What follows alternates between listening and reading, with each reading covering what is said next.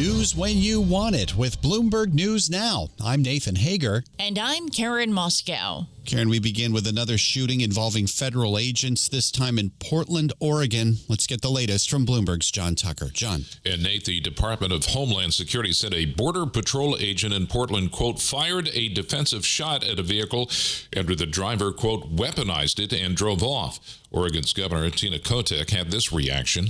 We are all shaken and outraged by another terrible, unnecessary, violent event instigated by the reckless agenda of the Trump administration. Portland Police Chief Bob Day told reporters 2 people were later taken to a hospital. He did not know their conditions. We found a male and a female with apparent gunshot wounds.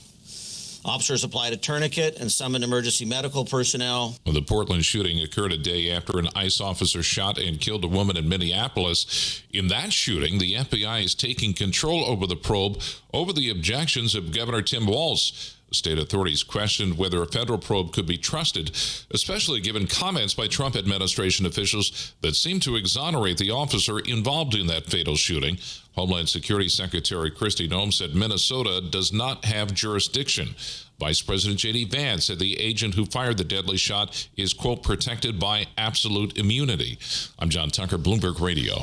All right, John, thank you. We now want to get to some breaking news out of the White House, with President Trump saying he's canceling a planned second wave of strikes on Venezuela. In a Truth Social post overnight, the president said the country is releasing large numbers of political prisoners as a sign of seeking peace, and both countries are working well together to rebuild Venezuela's oil and gas infrastructure.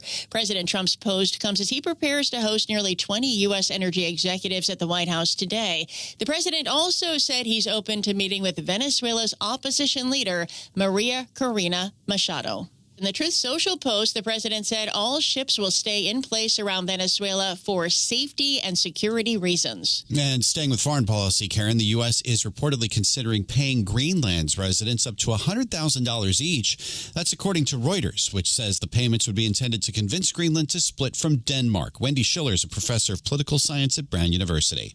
The Republicans are going to have to go home, and they will have to interact with their constituents, even though most people like to avoid town halls now. And they're going to have to explain why U.S. resources are both in Venezuela and possibly going after Greenland, which I think Congress would probably stand up and say, no, you can't use U.S. money to buy Greenland or even go into Greenland for any length of time. Brown University's Wendy Schiller. Secretary of State Marco Rubio plans to meet with Danish officials next week.